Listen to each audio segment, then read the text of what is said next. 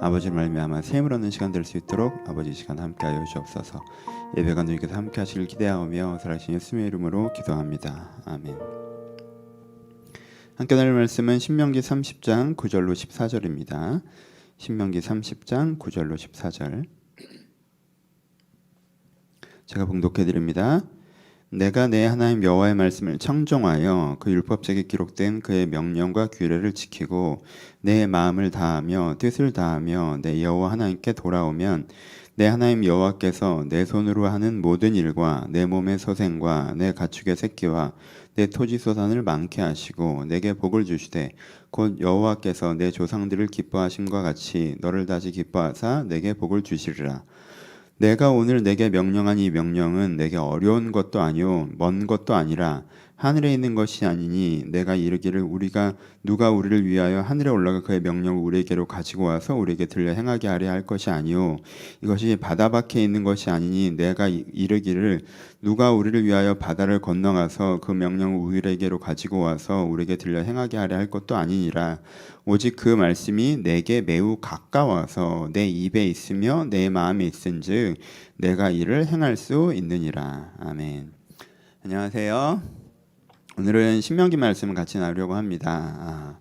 저희가 바르게 살자라는 제목으로 말씀을 나누고 있죠. 그래서 바르게 살자 설교는 크게 전반부가 오늘 끝나는데 출애굽기에서 이제 모세가 시내산에서 시내광야에서 했던 이야기를 중심으로 한 부분에서 바르게 살자가 오늘까지 마무리되고요. 이제 다음 주부터는 잠언으로 넘어가서 솔로몬이 얘기했던 바르게 살자 부분을 얘기하려고 합니다. 성경에서는 바르게 사는 것에서 크게 여기 저희가 오늘 이번에 신명기는 다루지 않았는데 이 출애굽기 신명기 부분과 잠언 부분에서 강조해서 말씀하고 계십니다. 그래서 성경의 중요한 부분이 여기 나타나 있어서 크게 두 부분을 나누어서 설교를 하는데 오늘은 이제 출애굽기 전반부 설교의 어떤 결론 설교로 여러분들이 바르게 사는 것에서 가지고 있는 오해들을 좀 풀고 우리가 이것들을 좀 열심히 해야겠다라는 어떤 결론 설교로 좀 나누어 보려고 합니다. 네 가지 설교를 드렸습니다. 기억나시죠? 그냥 제목만 기억해 보면서 시작해 볼까요? 맨 처음에 뭐라고 말씀드렸어요? 결론적으로 얘기하면 다른 사람한테 피해 주지 마라. 바르게 사는 게 굉장히 어렵고 특별한 게 아니라 다른 사람한테 피해 주지 마라. 그리고 두 번째, 내 책임을 다해라. 내가 할 일을 해라. 세 번째, 진실해라. 잘 모르는 것 같고 막 그러지 말고 다른 사람 얘기 수군거리지 말고 진실해라. 뭐가 정말 맞는지 찾아다니고 그 진실에 기반해서 움직여라. 네 번째가 온정을 베풀어라. 사람이 강팍해지면 안 되고 온정을 베풀어야 된다. 이 네 가지를 말씀드렸습니다. 그렇죠? 더 다른 것이 있지만 출애굽기에서 모세가 시내산에서 하나님께 받은 율법과 계명을 통해서 사람들에게 얘기했던 생활율법이라고 하거든요. 이거를 너희 이렇게 살아야 돼라고 얘기하는 건 크게 네 가지예요. 뭐 신명기에 더 있긴 하지만 크게 네 가지가 첫 번째가 다른 사람한테 피해 주지 말고요. 두 번째가 내 책임을 다하고요. 세 번째가 진실하고요. 네 번째가 온정을 베풀고. 그러니까 여러분 이 네 가지를 기억하셔야 돼요. 기억하시고 이걸 꼭 하시려고 하셔야 돼요. 그렇죠? 이 얘기를 이제 오늘은 뭐 잔소리처럼 한 번 더 하는 시간입니다. 그렇죠? 오늘 본문을 살펴보겠습니다. 크게 세 부분으로 나눠져 있어요. 첫 번째 부분 살펴봅시다. 뭐라고 말씀하시네요. 9절 제가 다시 한번 읽어드릴게요. 내가 내 하나님 여호와의 말씀을 청종하여 이 율법책에 기록된 그의 명령과 규례를 지키고 내 마음을 다하고 뜻을 다하여 내 하나님께 돌아오면 이라고 얘기하시죠. 그렇죠? 그러니까 어떻게 하라고 얘기해요? 첫 번째, 말씀을 청종해라. 그렇죠? 그리고 하나님께로 마음과 뜻이 돌아와야 된다. 그렇죠? 그러니까 청종하는 건 듣는 거고 돌아오는 건 딴 데 신경 쓰다가 여기에 신경 쓰기 시작하는 건데 그럼 핵심은 뭐예요? 핵심은 그의 명령과 규례를 지키는 거죠. 청종해서 이 말씀이구나라고 이해를 하고 지키고 그렇죠? 막 그거 싫어. 난 딴 데가 더 관심이 있어라고 했으면 그거에서 마음과 뜻을 돌이켜서 뭐 하라는 거예요? 명령과 규례를 지키라라고 말씀하세요. 그렇죠? 명령 규례를 지키셔야 돼요. 그럼 여기서 명령과 규례는 뭐냐라고 하면 광야에서 가르쳐 주시는 것들이죠. 그렇죠? 크게 6가지가 있어요.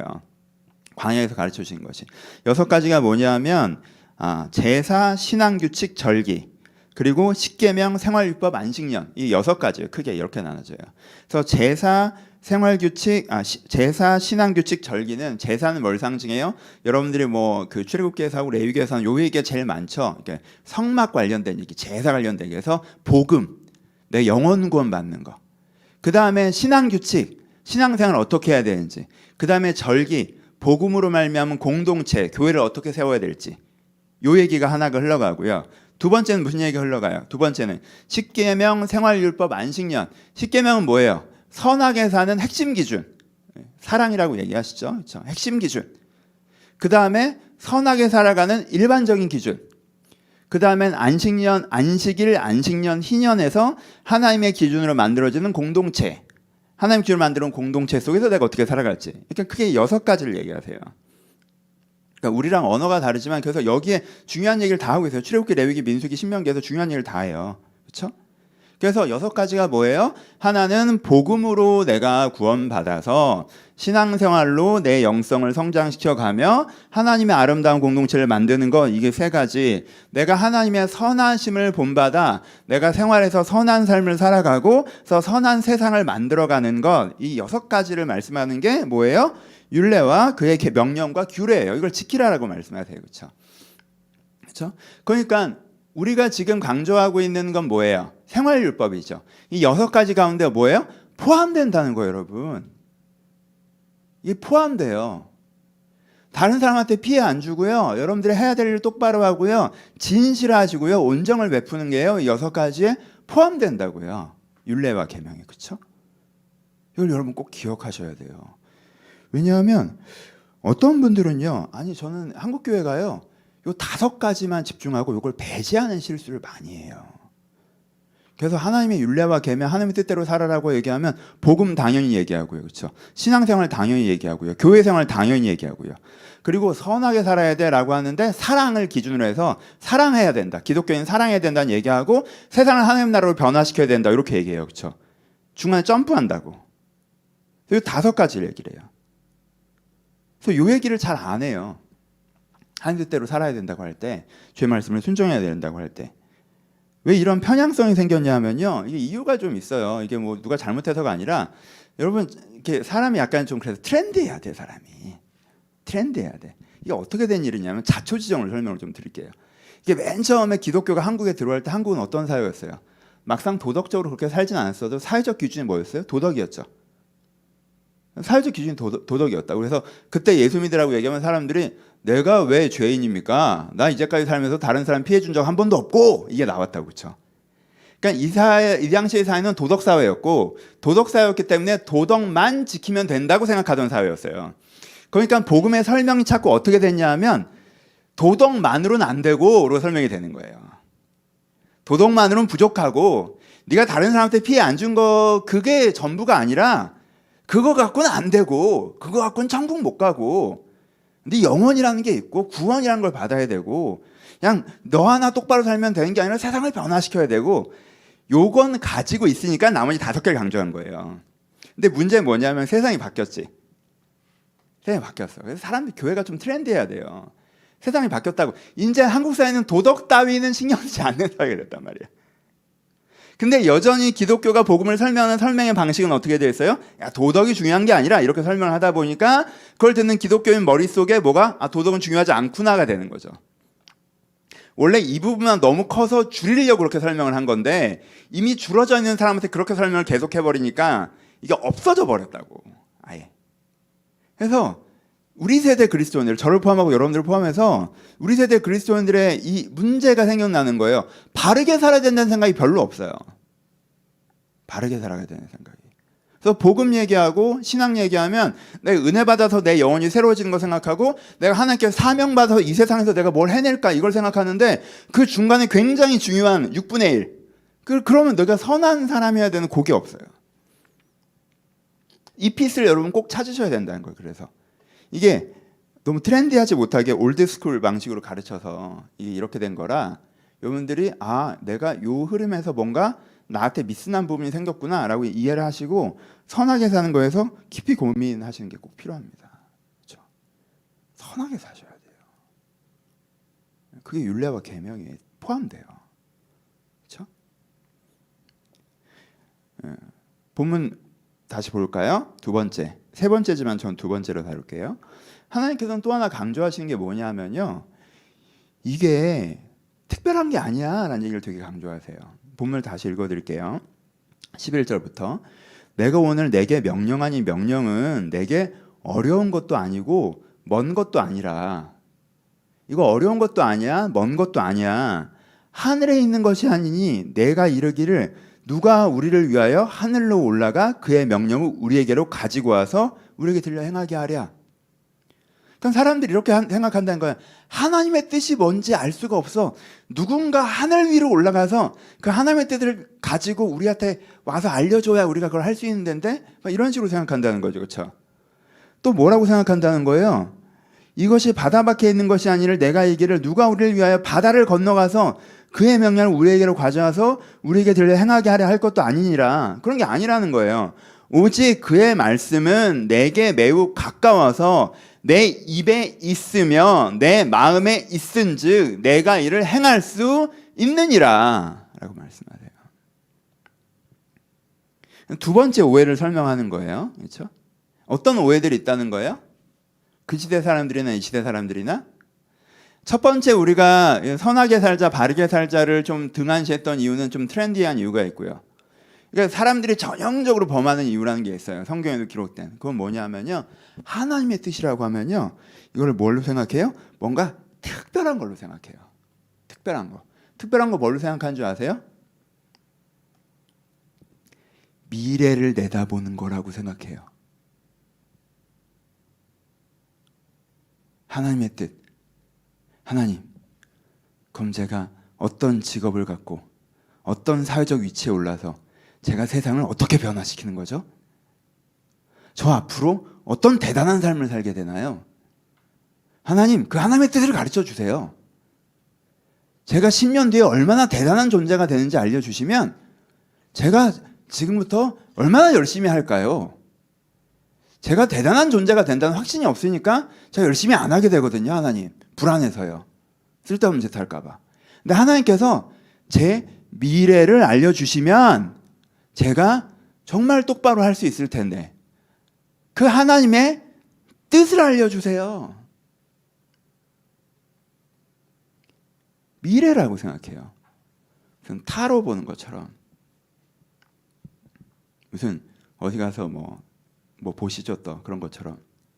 그런 거 보는 사람들, 여러분, 저는 이제 공식적으로 얘기할게요. 그거 보지 마세요, 여러분. 자꾸 나한테 와서 재미로 봤다고 얘기하는데 보지 마세요. 이쯤 되면 재미가 아닌 것 같아, 난. 보지 마세요. 그냥 정합시다, 그냥.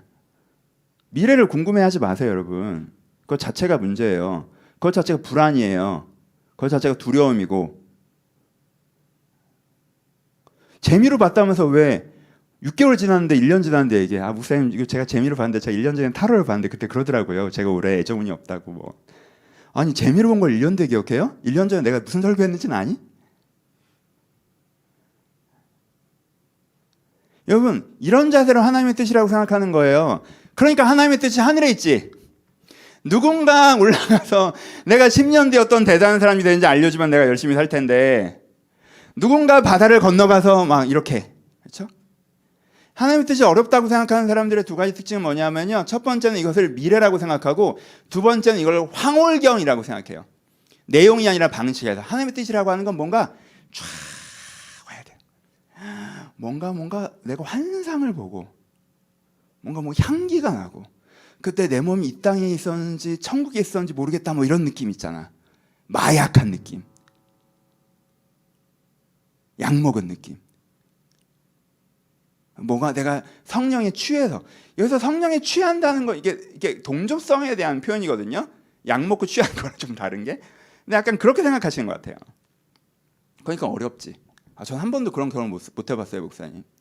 그런 경험을 해보면 뭔가 내가 확신이 생길 텐데, 이게 하나님의 뜻이라는.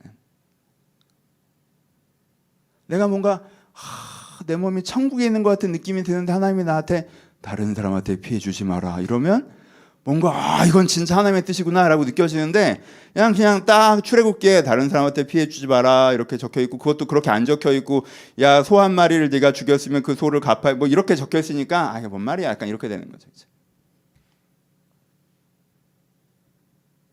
그러니까 멀다고 생각해요. 이게 아니면 최소한 어떠해야 되냐면, 어느 정도 최소한 그 정도가 아니라면 그런 거 있잖아. 뭔가 와, 그래, 되게 대단한 명언을 들었을 때 딱 오는 것처럼, 약간 이런 거. 하나님 말씀, 와, 이거 진짜 명언이다, 명언. 야, 진짜 깨달아졌네 내가. 맞아, 그거지. 야, 그런 거 있잖아. 명언을 가끔 들을 때 있잖아요. 나도 그럴 때가 있는데, 그럴 때 뭔가 딱 깨달아져. 그래, 그게 참 많다. 그런 생각이 들 때가 있잖아요. 말씀이 그렇게 들리길 바래요. 이건 진짜 명언이지 않아? 다른 사람한테 피해 주면 진실해라. 사람이 온전히, 이건 잔소리지. 왜? 임팩트가 없잖아. 그러니까 뭘 찾아다녀요? 하늘 위에 있는 거, 바다 너머에 있는 거, 뭔가 내 미래에 대한 거, 뭔가 황홀한 거, 뭔가 딱 들으면 빡 오는 거, 그런 거 찾아다녀요.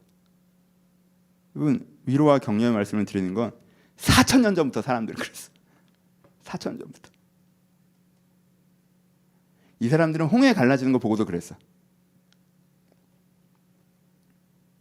그런 걸 찾아다니지 마세요, 여러분. 다시 읽어드릴게요. 오직 그의 말씀이 내게 매우 가까워서 내 입에 있으며 내 마음에 있은즉 내가 이것을 행할 수 있느니라. 하나님의 뜻이 무엇인지 아십니까? 여러분, 일찍 일어나시는 거예요. 술 좀 그만 드시는 거고요. 다른 사람한테 피해 주지 마시는 거고요. 하는 일 똑바로 하시는 거고요. 잘 모르는 얘기는 닥치고 계시는 거고요. 다른 사람 뒤에서 수근수근 하지 않으시는 거고요. 어려운 사람 있으면 내가 얼마나 좀 내는 거고요. 그런 거예요. 물론 이건 6분의 1이에요. 여기서 어렵지 않다고 얘기한 건 제일 중요한 건 복음이에요, 여러분. 복음이 어렵지 않다고 얘기하신 건 더 심오한 말씀이에요. 그리고 여기서는 교회 공동체에 대한 얘기고요. 십자가의 그 십계명의 진리, 사랑에 대한 얘기고요. 하나님의 나라에 대한 얘기. 이게 어려운 얘기가 아니라는 게 훨씬 더 강한, 이게 6분의 5예요. 전 6분의 1에 대한 얘기를 드리는 거예요. 또 제가 하는 얘기가 전부라고 생각하시면 안 돼요. 이렇게 살면 하나님께서, 이건 아니에요. 도덕은 한계가 명확해요. 6분의 1에 지나지 않는다고. 근데 그 6분의 1도 없다고 얘기하면 안 되고요. 6분의 1은 6분의 1만큼의 가치가 분명히 있는 거죠. 그렇죠? 그러니까 6분의 1의 가치에 집중해서 좁게 얘기하는 거예요. 좁게 얘기할 때 뭐라고 말씀드리는 거예요? 여러분들이 이렇게 해가는 게 하나님의 뜻이에요. 내가 기본적으로 딱 보면 알 수 있는, 하나님 이걸 원하세요, 안 원하세요? 여러분들에게 원하시죠?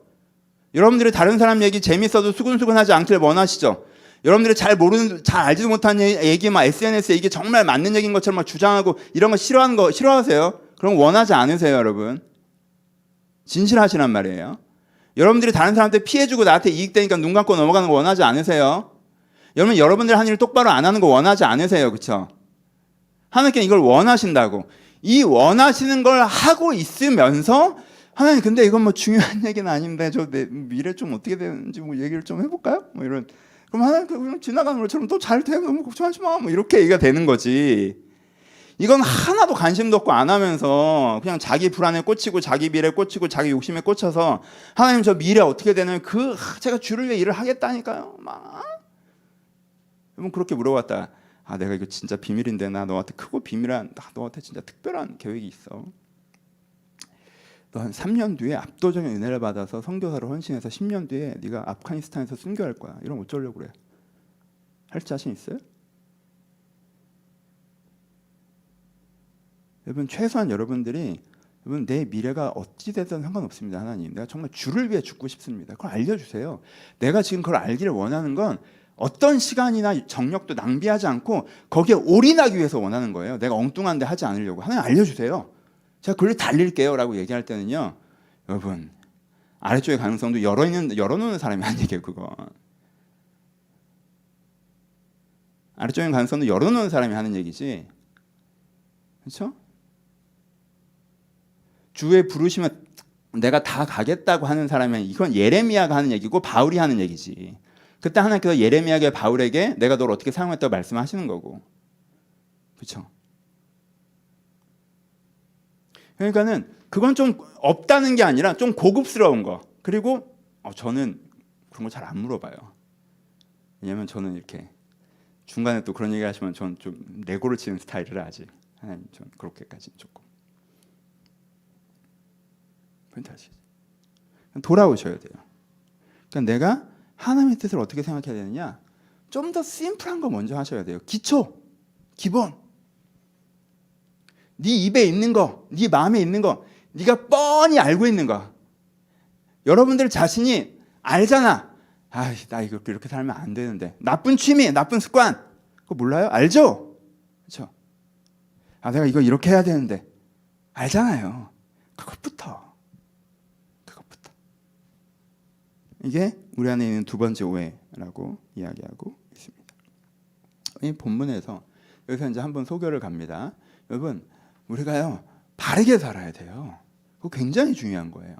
근데 이 바르게 사는 게 중요하다는 것을 잊어버리게 된 이유가 하나는 아까 얘기했던 6가지 중에 5가지만 자꾸 얘기하고 한 가지를 누락한, 그렇죠? 이게 하나가 있고, 이게 요즘 시대에 벌어진 실수고, 또 하나 전형적으로 사람들이 많이 하는 실수가 정말 바르게 사는 거에 대한 관심은 별로 없고 내가 잘 먹고 잘 사는 거에 대한 관심이 많으니까 하나님의 뜻에 대한 얘기를 해도 계속 내가 잘 먹고 잘 사는 그 폴더 내에서 하나님의 뜻을 해석하다 보니까 자꾸 미래에 무슨 일이 벌어지는지 뭔가 신비한 경험 이런 쪽으로 해석하는 거, 딱 하는 깨달음 이런 쪽으로 해석하면서 하나님이 얘기해 주시는 전형적인 바르게 사는 얘기는 튕겨버리는 거. 이것이 우리 가운데 바르게 사는 그 말씀이 우리 가운데 젖어들지 못하는 이유거든요. 우리가 갖고 있는 대표적인 2가지 오해예요. 오늘 이 오해가 있으셨다면 털어버리시라라고 말씀을 드리는 거예요. 그럼 털어버리세요. 하나님의 뜻, 여러분들을 향한 제일 중요한 게 뭔지 아세요? 일단 선하게 살고 바르게 사는 거예요. 그게 제일 중요한 건 아니고 은혜 받고 구원받는 거예요. 그게 제일 중요하고 그 다음에 사랑의 방향성을 갖는 거고 그 다음에 한 3-4번째 중요한 게 선하게 사는 거예요. 여러분들 하나님의 뜻. 여러분이 지켜야 될 하나님의 율례와 계명 중에 6분의 1은 바르게 사는 거예요. 그렇죠?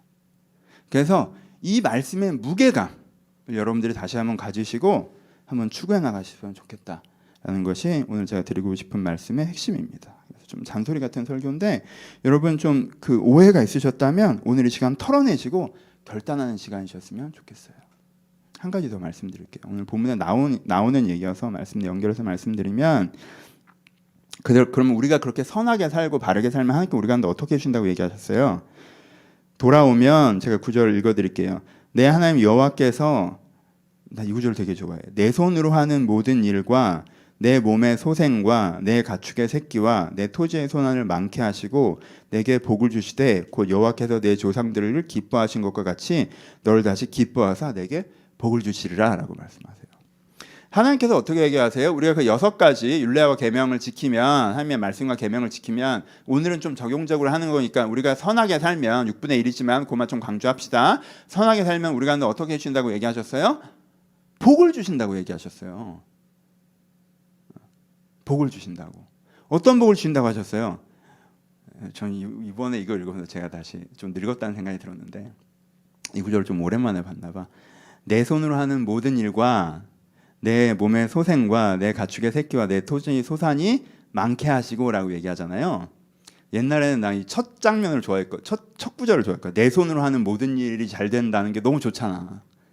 여러분 정말 축복입니다, 그렇죠, 여러분. 그렇죠? 여러분 이 축복의 말씀을 붙잡으셨으면 좋겠어요. 여러분들 하나님의 율례와 계명을 지키고 살아가잖아요. 그럼 하나님께서 약속하셨어요. 내 손으로 하는 모든 일에 복을 주시겠다고, 그렇죠? 옛날에는 저 이거 되게 붙잡았어요. 하나님 제가 정말 주님 앞에 바르고 선하게 은혜 가운데 살아가겠습니다. 부르신 가운데 살아가겠습니다. 근데 그러니까 이 하나님의 일을 내가 정말 감당하겠으니까 내 손으로 하는 일에 복을 주소서라고 기도했던 적도 있는데 이번엔 내가 늙었다고 확 느낀 게 뭐냐면 다른 얘기지만 나 한 번도 이 구절이 눈에 들어온 적이 없었던 것 같은데 내 몸에 소생이라는 단어가 더 좋더라고. 애가 좀 잘 됐으면 좋겠더라고. 내 손으로 하는 일을 얘가 좀 잘 돼야 될 텐데.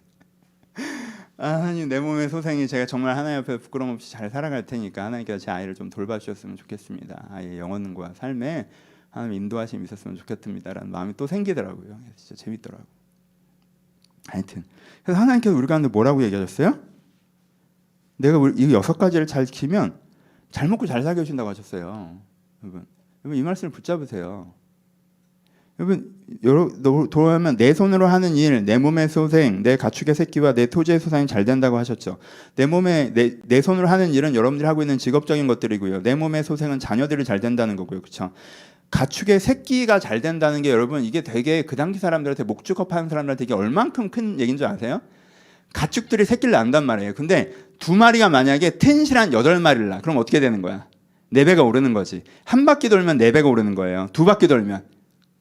계속 기하급수로 늘어가는 거예요. 목축업을 하는데 하나님께서 새끼의 축복을 주시잖아요. 그럼 이거는요 진짜 거부가 되는 건 한순간이라고. 그러니까 회전 이게 4배, 8배, 16배 이렇게 늘어난다고 사실. 토지의 소산도 마찬가지죠. 토지의 소산이라는 게 내가 들여야 되는 에너지는 똑같아요. 내가 해야 되는 노동량이 똑같다고. 근데 똑같은 노동량을 했는데 이 토지에서 80%가 나오면 얼마야? 소산이 이래. 근데 여기서 80%가 아니라 160%가 나와버려. 그럼 와 2배가 되는 거잖아. 흉년이 들면 노동은 똑같이 했는데 아무것도 안 나와. 그럼 이제 큰일 나는 거 그렇죠?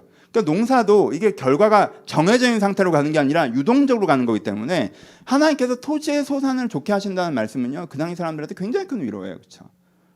새끼가 잘 된다는 것도 굉장히 우리는 좀 이거 목축업도 안 하고 농경도 안 하기 때문에 안 와닿지만 그 사람들한테는 되게 살같이 이렇게 와닿는 축복이었다고.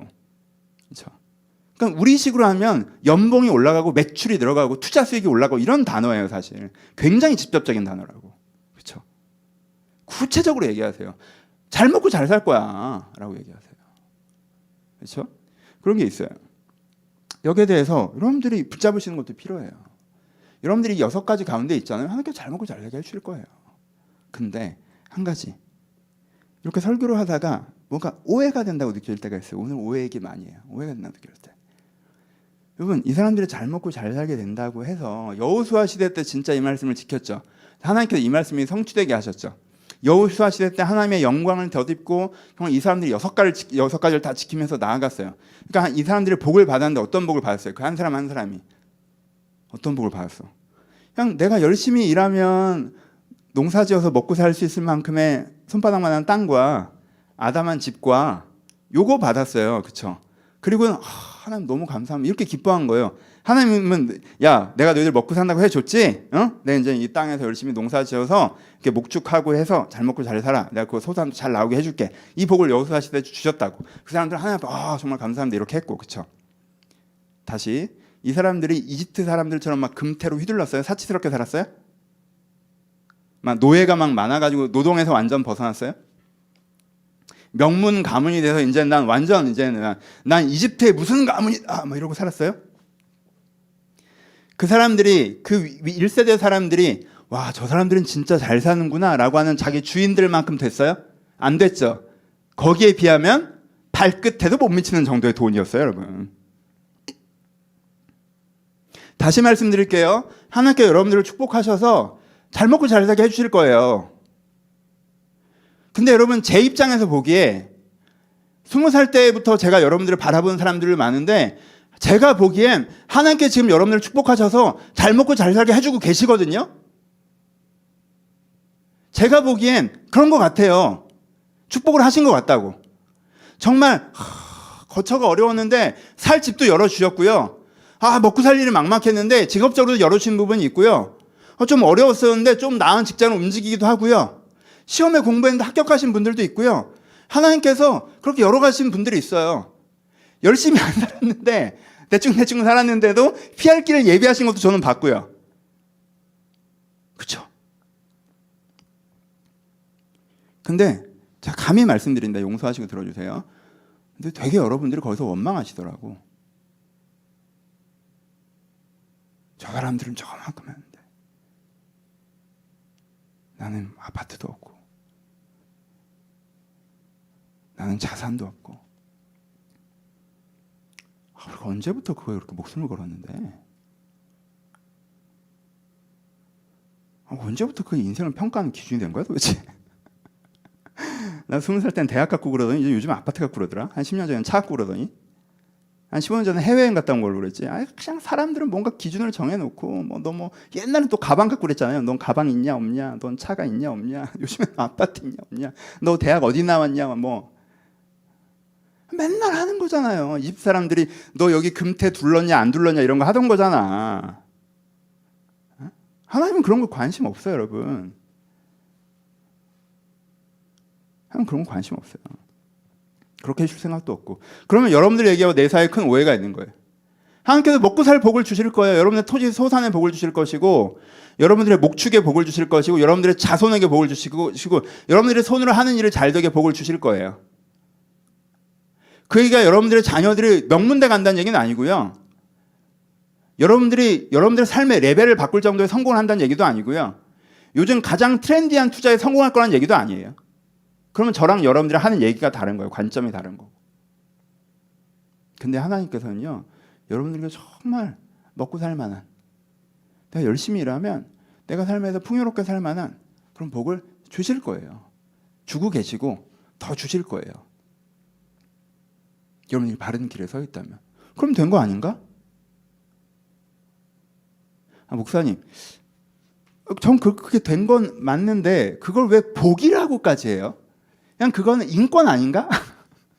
그게 복은 아니지 않나? 그렇죠. 그건 인권이지. 그거 자체가 하나님, 와, 저 진짜 이런 소시민의 사람 너무, 와, 나 정말 저 어려운, 제 세계 저 반대쪽에 보면 어려운 데 많은데 이 정도 사는 거 너무 복받아. 아, 난 정말 다행이야. 하나님, 제가 브라질에 태어났으면 어쩔 뻔했어요. 뭐 마다가스카르에 태어났으면 어떻게, 아프가니스탄에 태어났으면 어떻게, 하나님, 이 정도면 복받은 거죠. 이렇게 우리가 뭐 상대적으로 더 어려운 사람을 비교해서 상대 우위를 획득하고 이걸 복이라고 얘기하라는 거예요?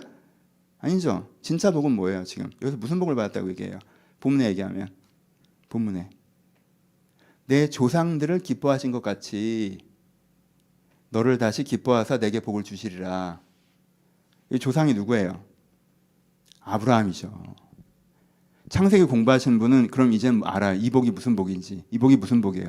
아브라함의 복이죠. 아브라함의 복이 무슨 복이에요? 만방이 복받게 하는 복이죠. 축복의 통로가 되게 하는 복이에요. 돈 많이 버는 복이 아니라. 당연하잖아요. 하나님이 복을 주시는데 그럼 돈 많이 버는 복을 주시겠습니까? 그럼 바로가 제일 축복받았지. 하나님께서는 바로의 삶을 보면서 불쌍하다고 하시지 축복받다고 하시나요? 이집트 귀족들을 보면서 내가 너희들을 제일 사랑한다고 하세요? 아니죠. 하나님께서 복은요, 그런 건 복이 아니에요. 그럼 그냥 인생을 허송세월 하는 거예요. 그럼 금딱지에 신경 쓰면 사는 건 인생을 허송세월 하는 거라고. 자산관리, 여러분들이 돈 하면서 사는 건 인생 허송세월 하는 거라고. 하나님께서 주는 진짜 복은 뭐예요? 나라는 사람이 먹고 살만하고 내가 남는 역량은 어떻게 하는 거예요? 다른 사람을 이롭게 하는 삶을 사는 게 복된 삶이라고 얘기하세요. 여러분, 이건 상식입니다. 상식. 왜? 단군 할아버지도 이렇게 얘기하셨으니까 홍익인간 널리 인간을 이롭게 하라. 상식이잖아요. 그게 잘 사는 거고 그게 멋있는 거라고 단군 할아버지도 얘기했어요. 기독교만 얘기하는 게 아니라. 그렇죠? 그리고요, 제가 얼마 전에 기사를 봤는데 현대심리학도 이렇게 얘기하더라고요. 행복은 쾌감이 아닌 건전한 삶의 목적을 실현하는 과정에 느끼는 보람과 만족감이다. 다시, 행복은 쾌감이 아닌 건전한 삶의 목적을 실현시키는 과정에 느끼는 보람과 만족감이다. 이게 행복의 정의예요, 여러분. 행복론을 공부하는 사람들. 근데 사람들은 뭐라고 생각해요? 행복은 쾌감이라고 생각하죠. 그럼 쾌감을 주는 뭘 가져야 돼요? 돈과 성공과 명예를 가져야 내가 그 자극으로, 그 쾌감으로 내가 이렇게 행복해질 수 있다고 생각하죠. 그럼 그 다음에 어디로 가는 거예요? 더 자극적인 쾌감이 필요하잖아. 그러니까 그때 어디로 가요? 어디들로 가시죠. 도덕이랑 멀어지죠, 완전히. 현대사회의 성공론이 그러잖아요. 그런 사람들이 은근히 거기까지 간 사람들 부러워하잖아. 은근히 거기까지 가는 사람 부러워하잖아요. 아니라는 거예요. 현대사회에서도 그렇게 얘기 안 해요, 여러분. 심리학에서 그렇게 얘기 안 해요. 그걸 행복이라고 얘기하지 않아요. 단군 할아버지도 그렇게 얘기하잖아요. 그리고요, 하나님도 그렇게 얘기하지 않으세요.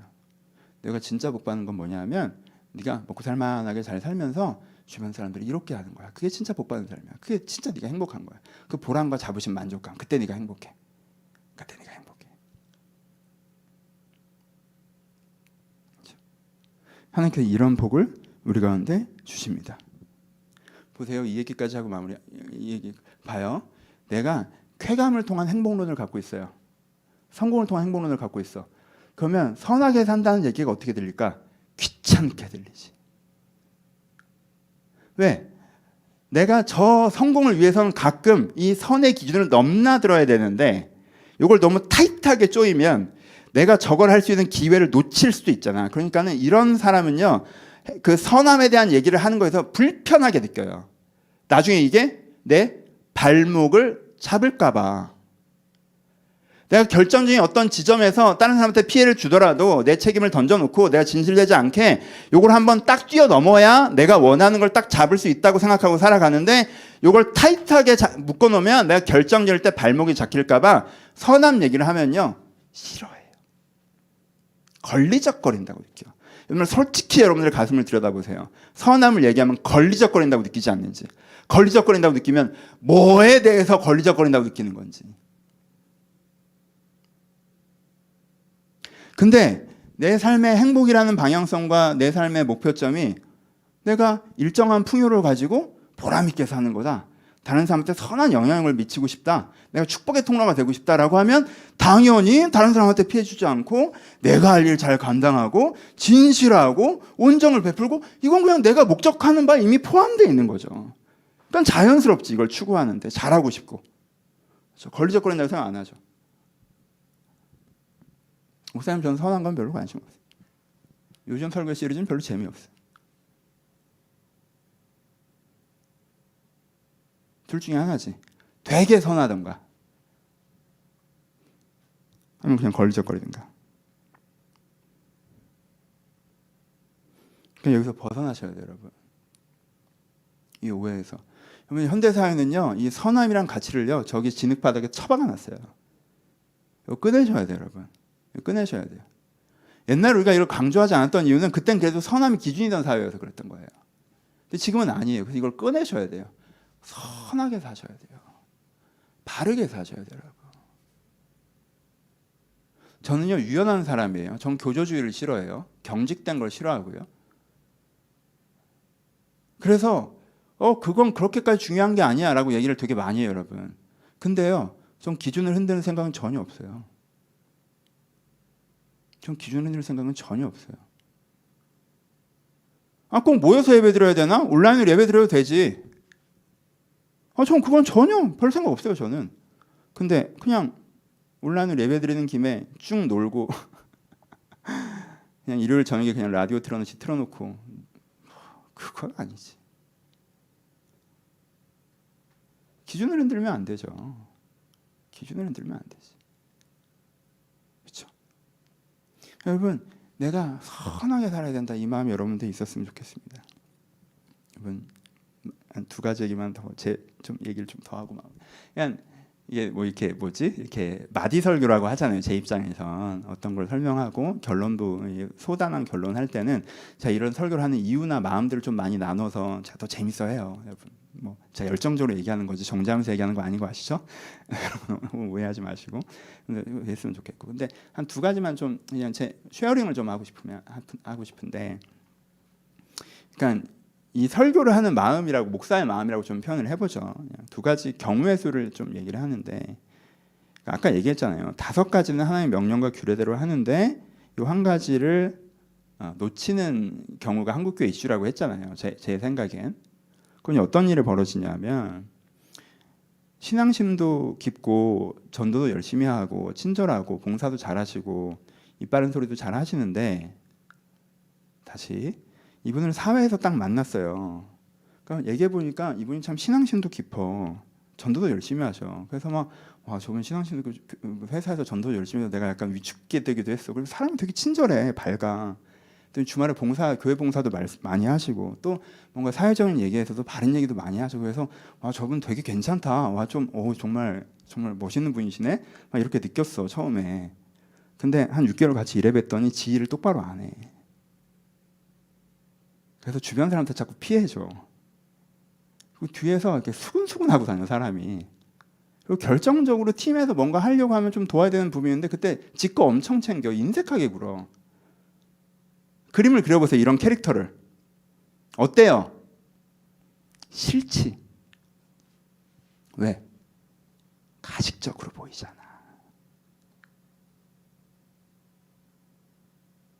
여러분, 한국교회가 침몰하고 있다는 얘기를 많이 해요. 그리고 그 원인으로 교회가 빛과 소금이 되지 못하고 있다는 얘기예요. 저 여기 굉장히 많이 동의합니다. 한국교회 진짜 어렵습니다. 한국교회 진짜 어려워요. 코로나 끝나면 더 어려워질 거예요. 왜? 다음 세대가 지금 엄청난 타격을 받았거든. 안 그래도 아래쪽에 이게 줄어들고 있는데 그래서 여러분 우리 이제 코로나 끝나고 다시 모이면요. 저희 교회 그래도 그 사이에 아이들이 많이 태어났거든요. 선교한다는 심정으로 얘들을 섬겨야 돼요.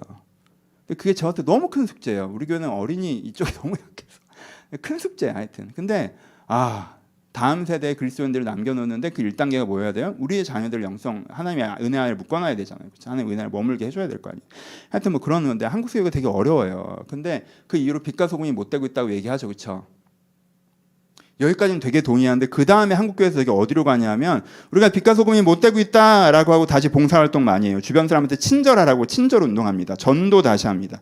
세속적으로 성공해서 하나님께 영광 돌리게 해요. 사회적 이슈에 기독교적 목소리를 내기 시작합니다.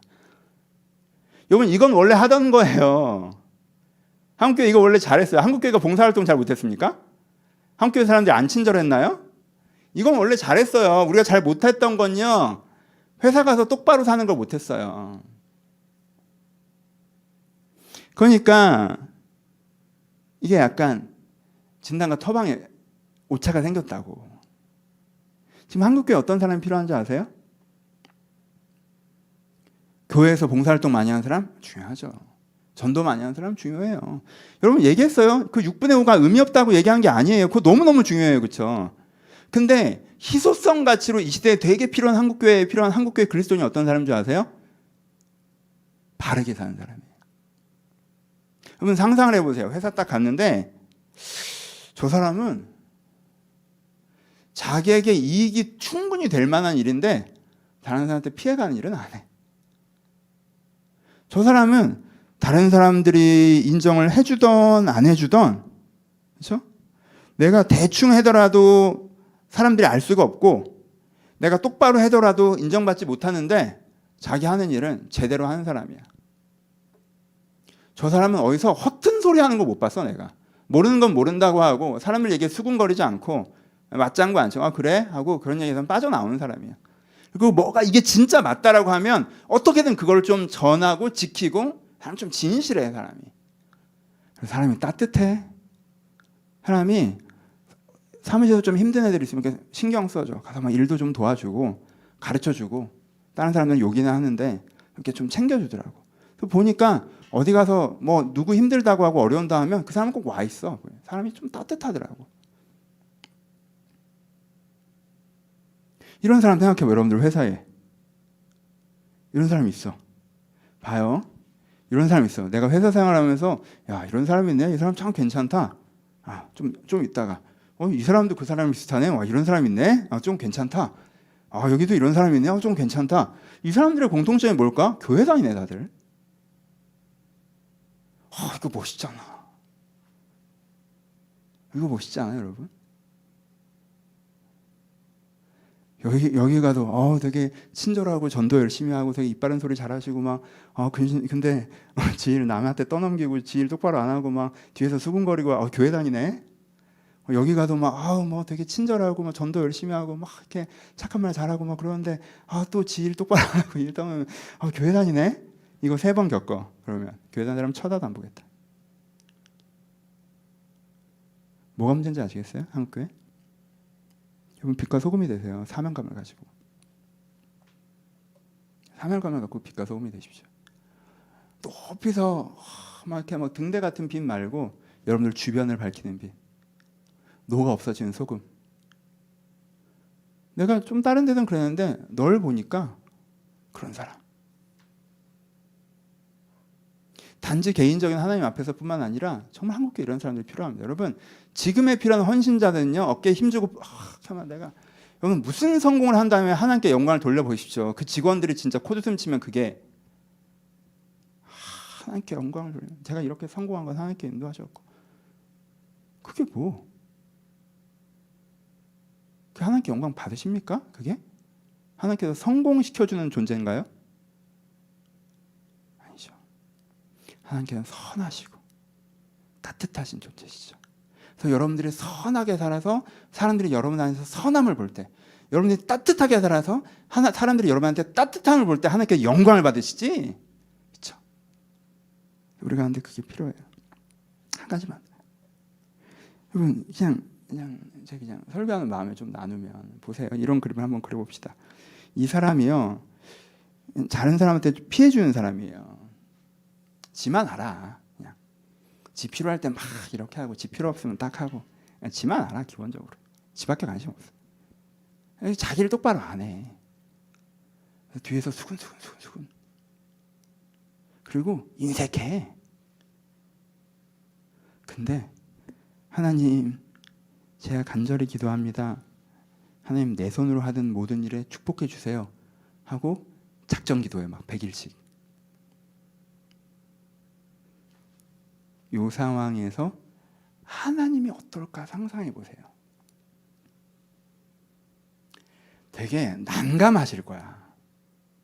왜냐하면 그렇게 작정 기도하는 마음은 되게 이쁘잖아. 그렇지? 그 마음은 이쁘지. 근데 이게 난감해 여러분. 하나님은 아버지 입장에서 그렇다고 하면 도와주고 싶을 수도 있어. 근데 옆에서 또 누가 있잖아. 옆에서 딴 애가 볼 때 저런 애가 잘 돼?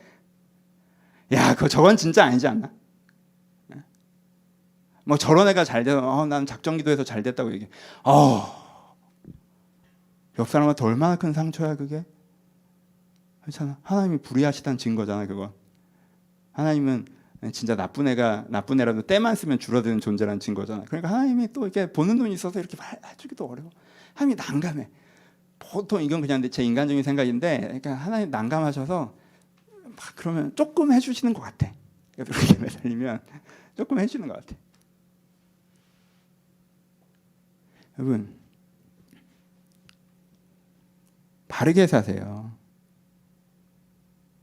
하나님 여러분들 도우시는데 걸림돌을 만들지 마세요. 하나님 여러분들 도우시는데 여러 가지 걸림돌이 있거든요. 여러분들의 영적 상태에서 너무 큰 성공을 여러분들을 타락시킬 수 있기 때문에. 그리고 사회 구조적으로 문제가 있는데 그걸 하루아침에 없는 셈 치고 여러분들 축복하기 어려우신 부분도 있고, 그러니까 여러분들 축복하는데 구조적인 문제들이 있어요. 그래서 여러분들 과거에 열심히 안 했던 것들이 있을 수도 있고, 그렇죠? 근데 최소한 여러 가지 안개도 걸림돌이 있는데 거기서 내가 또 거기다가 내가 수근수근하는 사람이 돼서 또 걸림돌을 두고, 내가 내일 똑바로 아는 사람이 돼서 또 걸림돌을 두고, 내가 또 다른 사람이 피해주는 사람이 돼서 또 걸림돌을 두지 마세요 여러분.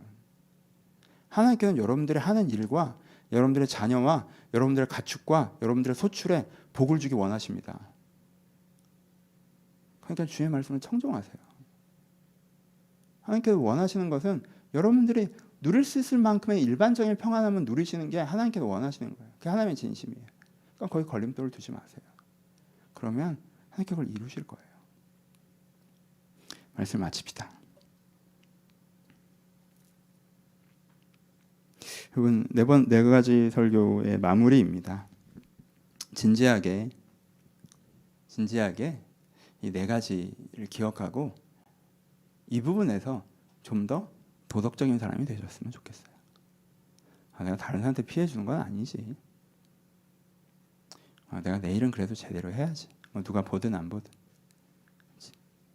내가 진실해야지. 이거 내가 잘 모르는 얘기인데 이렇게 막 말을 옮기고 다니고 앉아있네. 내가 이거 뭘 한다고 이렇게 하지? 근거가 있긴 한 건가? 내가 진실해야지. 내가 사람이 좀 온정을 베풀어야지. 내가 이렇게 나만 생각하고 살면 나도 뭐 여유는 없지만 저 사람은 좀 더 힘드니까 이렇게 좀 이렇게 베풀고 살아야지. 그렇죠? 이 네 가지는 그냥 평범하게 마음에 새기십시다. 이 네 가지는 좀 자연스럽게 지키는 사람이 됩시다. 어쩌면 여기서부터 출발점이 되지 않을까요? 이게 된 상태에서 그래, 내가 주를 위해 한번 내 인생을 걸어보자. 내가 세상의 변화를 위해서 좀 내가 헌신돼보고 책임져보자. 그 다음에는 이렇게 성숙의 정도에 따라서 여러분들 포기가 많아지는 거지. 성경 어디에 뭐 내가 하나님 믿었더니 나는 조금 이랬는데 뭐 돈 많이 이런 거 어디 있는데 도대체. 나는 열심히 안 살았는데 기도했더니 길을 팍 열어주고 그런 게 어디 있는데. 그거 그렇게 중요한 것도 아니고, 여러분 평범하게 살면서 보람있게 사는 게 최고예요. 이게 최고야. 뭐 다른 게 뭐가 있다고 그러고. 왜 이렇게 우상들을 쫓아다녀? 왜 이렇게 신기루를 쫓아다녀? 겪어보고도 모르겠어요? 대기업 가면 행복할 줄 알았지. 들어갔더니 여러분들 뭐라고 그래 나한테. 집 사면 행복할 줄 알았지. 집 사더니 나한테 뭐라고 그래 지금. 행복하다고 하는 일을 내가 들어본 적이 없어. 그쪽 길을 가면서. 그렇잖아요. 거기 그거 별로 없어요. 차분하게 해나가시는데, 하지 말라는 얘기 아니에요. 잘 해나가시는데, 항상 얘기하잖아요. 잘 먹고 잘 살아야지. 해나가시는데 이걸 잊지 않으셔야 되고 마음에 담으셔야 된다라고 잔소리합니다. 마칩시다. 입시생이 있어요. 수학, 국어 잘해요. 영어 안 해요. 관심도 없어요. 쳐다보지도 않아요. 세상에 영어가 없는 것처럼 살아요. 시험 과목에 영어가 없는 것처럼 삽니다. 근데 국어, 수학 잘해요. 만점 나와요. 시험 봤어요. 어떻게 될까요? 떨어지죠. 영어 때문에. 근데 억울해해요. 내가 관심 둔 적도 없고 엉킨 적도 없었던 영어가 왜 내 인생의 발목을 잡냐? 나랑 상관없었던 게 왜 내 인생의 발목을 잡냐? 과목은 내가 정하는 게 아니니까. 애초에 영어 시험이 있는데 그게 없다고 생각하고 산 사람이 잘못이지. 난 영어 빼고 난 수학, 국어 너무너무 잘했고 영어는 난 신경 써본 적도 없는데 왜 내가 신경 써본 적도 없는 게 내 문제냐? 내 세상에 없던 건데 이상한 말이잖아. 은혜롭게 살아요. 세상적으로 자기 성공을 위해서 열심히 달려고. 이것도 좋은 거예요. 여러분 나쁘다는 얘기 아니에요. 국어 수학은 잘해요. 선하게 사는 거 생각해 본 적 없어요. 무엇이 사는지 고민해 본 적 없어요. 그냥 내가 하나님 신앙생활도 열심히 하고 내가 사회에서도 최선을 다해서 살고 있으니까 내 인생 문제 없다고 생각했어요. 여러분 선함을 포기하고 선함에 관심 두지 않는 여러분들의 발목을 잡을 시점이 올 거예요. 그때 얘기해요. 일단 이런 거에 대해서 왜 이게 날? 저는 다른 사람한테 피해 안 주는 것 같은데요. 근데 내가 누구한테 피해 주는지 한 번도 생각해 보지 않은 사람은요, 내가 자기들한테 피해 주는 사람인지 몰라요. 진실에 대해서 고민하지 않은 사람은 자기가 진실한지 아닌지 모르고, 그렇죠? 그렇죠? 일을 하는 방식이 나한테 이익되는 거에 대한 관점으로 일을 바라보는 사람은 내가 내 책임을 다했는지 다 아는지 아예 몰라요. 감각도 없다고 거기에 대해서. 근데요, 그게 결국 여러분들 발목을 잡을 수가 있어요. 그러니까 이 영역을 꼭 기억하세요. 여러분 그리스도인들은요 선하게 살아야 돼요. 하나님께 그걸 기뻐하십니다. 여러분 이게 의미 없다고 생각하지 마세요. 하나님께 그걸 기뻐하세요. 여러분들이 뭔가 성실하게 하는 거, 다른 사람한테 피해 주지 않으려고 조심한 거, 여러분들이 진실한 거, 여러분들이 온정을 베푼 거 하나님이 다 바라보고 계세요. 거기에 복을 주실 거예요. 그러니까 여러분 반드시 이걸 소중히 여기시고 여러분 삶의 중요한 기준으로 지켜가셨으면 좋겠습니다. 오늘 설교는 그저 4가지 설교를 했던 게 여러분들에게 좀 중요해졌으면 좋겠다라는 말씀이었습니다. 마음에 꼭 새기시고 여러분들에게 선함이라는 영역이 새롭게 열어지기를 그리스도의 이름으로 축복합니다. 기도하겠습니다.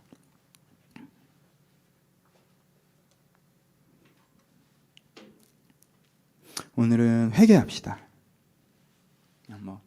여러분 회개는 자책이 아니에요. 회개는 자기 정죄가 아니고요. 회개는 비하가 아니에요. 회개는요 방향을 바꾸는 거예요. 방향을 이렇게 방향을 바꾸는 거. 이렇게 방향을 바꾸는 거. 회개는 방향을 바꾸는 거예요. 아 하나님 내가 선하는 거에 대해서 관심 없이 살았는데 하나님 회개합니다. 이제 내 안에 지켜야 되는 선함에 대해서 내가 고민해 보겠습니다. 그러면 잘 생각하세요. 그 4가지는 막상 지키려면 디테일한 적용이 되게 많이 필요하죠.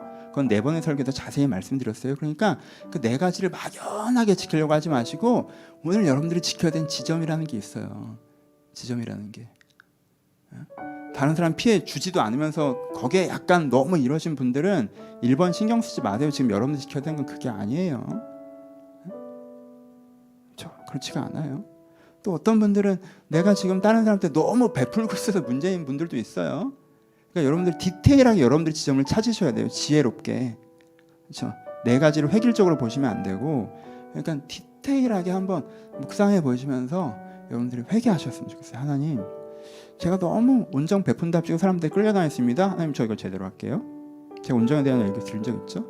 그렇죠? 무조건이 아니라고 얘기했죠? 그것도 회개하셔야 돼요. 하나님 내가 너무 강팍하게 살았습니다. 그것도 회개하셔야죠. 하나님 제가 너무 게으르게 살았어요. 제 일 똑바로 안 했어요.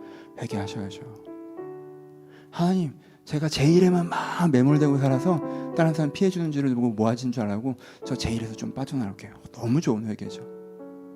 하나님 제가 진실하지 못했어요. 이게 맞고 틀리는지 모르면서도 그냥 내 생각이 그런 것 같으니까 떠들고 다녔어요. 남에게 수근수근 거렸어요. 하나님 제가 진실하지 못했어요. 이게 진짜 맞는데 이 말 하면 내가 불편해지니까 입 닫고 살았어요. 여러분들이 살고 있는 지점에서 우리 이 선함 자체에 관심을 가져봅시다. 내가 선한가? 하나님 제가 더 선하길 바랍니다. 여러분들의 각자의 회개의 제목들을 가지고 함께 기도하셨으면 좋겠습니다. 기도하겠습니다. 하나님 아버지, 하나님 아버지, 하나님 아버지, 하나님 아버지, 아버지, 우리가 선해지길 바랍니다. 우리가 선한 사람이 되길 바랍니다. 아버지, 우리가 하나님의 기준으로 달아가길 바랍니다. 아버지, 아버지, 우리가 하나님의 기준으로 만나보길, 아버지, 우리가 하나님의 기준으로 만나보길 바랍니다. 아버지, 하나님의 기준으로 회복되길 바랍니다. 아버지, 저희를 도와주시옵소서. 아버지, 저희를 도와주시옵소서. 이 말씀이 누구에게도 정죄로 들리지 않길 바라며, 이 말씀이 누구에게도 평가로 들리지 않길 바라며, 아버지, 이 말씀이 사람들에게 방향으로 들길 바라오니, 아버지, 이들 가운데 회개가 있게 하여 주옵소서. 방향을 돌이키는 회개가 있게 하여 주옵소서. 하나님을 바라보는 회개가 있게 하여 주옵소서. 다시 한번 주님의 기준에 서는 회개가 있게 하여 주옵소서. 아버지, 주여, 저희가 선하게 살아가고자 합니다. 아버지, 내가 바르게 살아가고자 합니다. 아버지, 내가 선하고 바르게 살아가는 자의 자부심을 갖게 하여 주옵소서. 내가 선하고 바르게 살아가는 자의 자부심을 갖게 하여 주옵소서. 아버지, 세상을 바꾸는 것은 아버지 욕심 많은 사람들, 원하는 대로 사는 사람들이 아니라 선한 사람들입니다. 세상을 지키는 것은 욕심 많은 사람들을 자기 원하는 대로 살아가는 사람이 아니라 선한 사람들입니다. 아버지, 이 세상을 지키는 자들이 되게 하여 주옵소서. 이 산을 지키는 작은 나무들처럼 정말 이 세상을 지키는 자들이 될 수 있도록, 그런 사람들이 저희 한 사람한테 될 수 있도록 아버지, 저희를 도와주시옵소서. 아버지, 저희를 도와주시옵소서. 저희 한 사람 한 사람들을 그런 사람으로 삼아주시옵소서. 아버지, 정말 한 사람 한 사람을 그런 사람으로 삼아주셔서 저 여기에 대한 자부심을 가지고 살아갈 수 있도록, 아버지, 여기서 자존감을 갖고 살아갈 수 있도록 주님, 저를 도와주시옵소서. 주님, 저를 지켜주시옵소서. 아버지, 저희 안에 함께하여 주시옵소서. 저희 공동체 안에 쓰임을 허락하여 주시옵소서. 이들을 다시 한번 결정함에 힘을 내며 하나님의 기준 앞에 바로 설 수 있도록 주여 저를 돌보시고, 아버지, 불의하게 살았던 자들이 있다면 회개하고 돌아올 수 있도록, 아버지, 불의하게 살았던 자들이 있다면 회개하고 돌아올 수 있도록, 아버지, 자기 죄를 주님 앞에서 자백하며 회개하며 돌아올 수 있도록 아버지, 은혜를 더하여 주시옵소서. 주님, 주님께 저를 새롭게 하시길 바랍니다. 주님, 도와주시옵소서. 여러분의 개인의 기도 제목대로 하나님께 기도하셨으면 좋겠습니다. 선한 것도 일이라 에너지가 들어갑니다. 가끔은 우리가 힘이 없어서 못해요. 그때는 여러분들 너무 자책하거나 너무 동기부여하지 마세요. 우리는 뭘 하든 할 수 있을 만큼 해야 됩니다. 여러분, 그러니까 힘을 구하세요. 여러분들이 힘든 일들이 있으시면 또 거기서 도움을 구하시고, 직장의 문제로 고민하는 분들 있으십니까? 관계의 문제가 있으십니까? 여러분, 새로운 삶에 무엇을 시작하셨습니까? 하나님의 인도하심과 보호하심이 필요합니까? 여러분들의 어디 경제적인 숙제가 있나요? 마음의 이슈가 있나요? 여러분들 갖고 기도 제목들 있으시죠? 오늘 이 시간 기도합시다. 여러분, 기도하지 않고 그 문제에 혼자 있지 마십시오. 하나님을 붙잡고 들어가세요. 여러분이 고민하는 그 주제 별거 아니라고 생각하지 마시고 하나님 붙잡고 들어가세요. 몸이 피곤하신 분, 그 여러분들의 피곤, 여러분들의 인생을 지금 쥐고 흔들어요. 거의 하나님 붙잡고 들어가세요. 마음이 어려우신 분 하나님 붙잡고 들어가셔야 됩니다. 여러분, 기도하십시오. 제가 이런 고민이 있습니다. 하나님, 이런 어려움이 있습니다. 하나님 도와주세요. 하나님 도와주세요. 여러분들 개인의 기도 제목 갖고 한번 간절히 기도하기를 소원합니다. 기도하겠습니다. 하나님 아버지, 건강의 문제를 갖고 기도한 자를 위해서 먼저 기도합니다. 아버지, 건강을 허락하여 주옵소서. 아버지, 제가 잘 알지 못합니다. 주님, 아버지, 건강을 허락하여 주옵소서. 주님, 건강을 허락하여 주옵소서. 아버지, 이게 무슨 일입니까? 아버지, 강건하게 하여 주옵소서. 아버지, 강건하게 하여 주옵소서. 주님, 강건하게 하여 주옵소서. 마음의 평안을 주시고 영혼의 평안을 주시고, 아버지, 강건하게 하여 주옵소서. 회복되게 하여 주옵소서. 아버지, 영육간에 강건하기를 바랍니다. 주님, 새 힘을 주시옵소서. 아버지, 치유하여 주옵소서. 아버지, 주여, 주님께서 정말 역사하시길 바랍니다. 아버지, 주님께 역사하시길 바랍니다. 주님께서 새 힘을 주시길 바랍니다. 하나님, 치유하여 주시옵소서. 아버지, 회복하여 주시옵소서. 주님, 아버지, 주님께서 주님의 손을 베풀어 주시길 바라오니, 아버지, 주님께서 주님의 손을 베풀어 주시길 바라오니, 주님께서 주님의 손을 베풀어 주시길 바라오니, 아버지, 주님께 붙잡아 주옵소서. 주님, 치료하여 주옵소서. 아버지, 치료하여 주옵소서. 주님, 치료하여 주옵소서. 주님, 회복되게 하여 주옵소서. 아버지, 회복되기를 소원합니다. 주님, 회복되기를 소원합니다. 아버지, 회복되기를 소원합니다. 주님, 붙잡고 기도하오니 주여 역사하여 주옵소서. 아버지, 일하심을 저희 가운데 보여주시옵소서. 주님의 일하심을 저희 가운데 보여주셔서 주님, 이것 가운데 하나님께서 새 힘을 허락하신 것들을 다시 한번 경험하고 나올 수 있는 인도하여 주옵소서. 아버지, 마음이 약한 자 있습니다. 아버지, 앞길에 어려운 자들이 있습니다. 삶의 두려움 갈림길 있는 자들이 있습니다. 아버지, 이들 가운데 찾아와 주시옵소서. 아버지, 마음이 지친 자들 가운데 있습니다. 주님, 찾아와 주옵소서.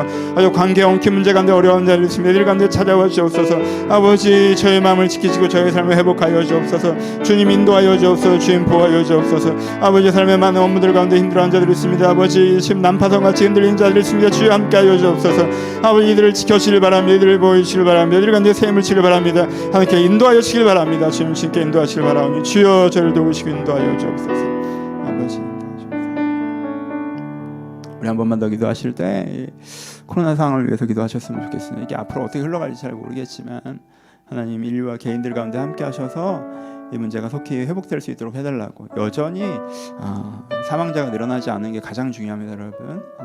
이 백신 때문에 부작용이나 또 이 코로나로 인해서 사망자가 많아지지 않도록 하나님께 생명을 지켜달라고, 경제적으로 어려운 사람들 가운데 아버지 함께 해달라고, 여러분 코로나 이슈 때문에 힘들어하시는 분들, 어려운 분들을 위해서 우리 같이, 그리고 이게 좀 빨리 종식될 수 있도록 함께 기도했으면 좋겠습니다. 기도하겠습니다. 하나님, 우리 모두가 갖고 있는 문제를 가지고 주님 앞에 기도합니다. 아버지, 기도한다고 안 될 것 같아도 기도하지 않으나 여전히 하나님께 주시는 긍휼과 은혜인 것을 알고 기도합니다. 아버지, 이 문제 가운데 찾아와 주시옵소서. 아버지, 건강을 지켜 주시옵소서. 아버지, 중증도가 있어서 병상 입원하신 분들이 있습니다. 여전히 많은 중증 환자들이 있는데 아버지, 그들 가운데 하나님께 찾아오셔서 회복될 수 있도록, 치료될 수 있도록 은혜를 허락하여 주시옵소서. 아버지, 이것들 때문에 생명을 잃어버리지 않도록 주의 은혜를 허락하여 주시옵소서. 아버지, 백신 부작용으로 또 어려움 당한 분들이 있는 것 같습니다. 소수이나 이분들이야말로 아버지 다수를 위한 희생자가 되고 있습니다. 주님, 긍휼하게 주셔서 이들 가운데 주님께서 함께 하셔서 아버지 또 앞으로도 함께 하셔서 백신 부작용으로 어려운 일이 없도록 주님께서 저희를 긍휼하게 주셔서 도와주셨으면 좋겠습니다. 이 나라의 문제뿐만 아니라 여러 나라에서 이 문제가 발생하고 있사오니 저희 지구를, 세계를 긍휼하게 주시고 주여, 저희가 이 코로나의 상황을 계기로 더 안 좋은 방향으로 지구가 흘러가는 것이 아니라 더 좋은 방향으로 인류가 흘러갈 수 있도록 인류의 방향성을 다시 한번 주님께 붙잡아 주옵소서. 이 기간이 너무 중요한 기간입니다. 주님께 방향성을 붙잡아 주옵소서. 아버지, 이것 때문에 어려워하고 있는 자영업자들이 있습니다. 교회들이 있습니다. 아버지, 저들 가운데 함께 하셔서 이것이 이들의 삶을 흔들지 않도록 주님 지키시고 지켜주시옵소서. 아버지, 내려가게 주옵소서. 하나님 아버지, 저희가 바르게 살고 싶습니다. 주님, 저희가 원하는 대로 살고 행복하게 살고 있는 것도 너무너무 중요하지만 제가 바르게 살고 싶습니다. 제가 바르게 살아서 세상을 좋은 것으로 지켜내는 사람이었으면 좋겠습니다. 주님, 저희들 가운데 이 소원을 허락하여 주옵소서.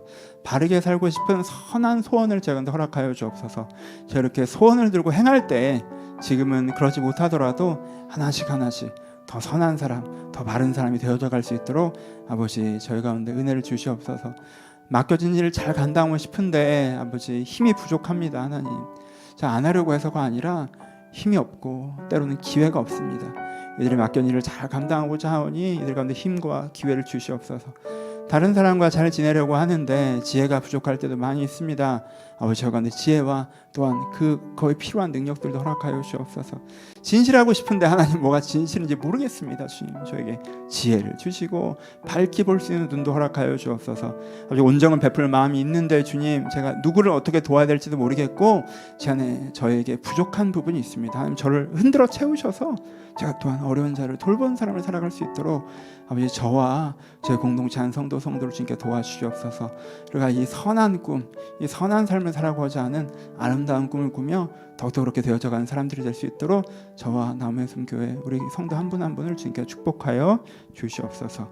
이제 우리 주 예수 그리스도의 은혜와 하나님 아버지의 사랑하심과 성령님의 교통하심이 하나님 앞에서 바르게 살고자 하는 모든 신명지명 가운데 이제부터 영원토록 함께 있을지어다. 아멘.